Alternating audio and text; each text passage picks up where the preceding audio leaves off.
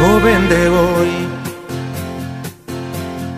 Jesús te llama, respóndele, el tiempo es corto y no hay mañana. Acuérdate de tu Creador, entrégale tu juventud y tu vigor. Con fe y valor, rompe el silencio, predica al mundo las buenas nuevas del Evangelio. Juventud, levanta el vuelo,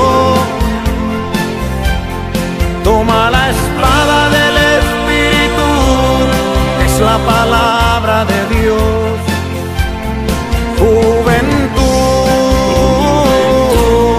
levanta el vuelo,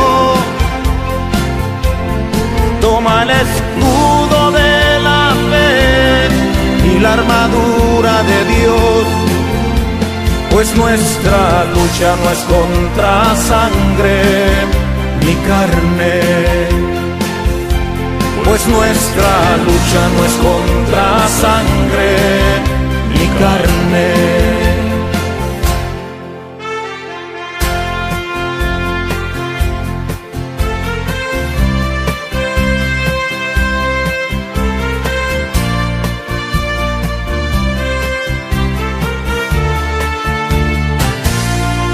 Joven de hoy, apártate del mal, la mocedad y la juventud son vanidad. Con fe y valor, rompe el silencio, predica al mundo las buenas nuevas del Evangelio. Juventud, levanta el vuelo, toma la espada del Espíritu, es la palabra de Dios. Juventud, levanta el vuelo,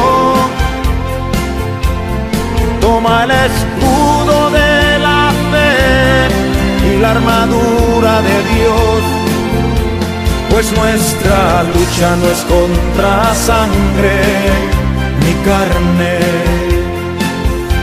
pues nuestra lucha no es contra sangre ni carne. Juventud, levanta el vuelo, toma la espada del Espíritu, que es la palabra de Dios. Juventud,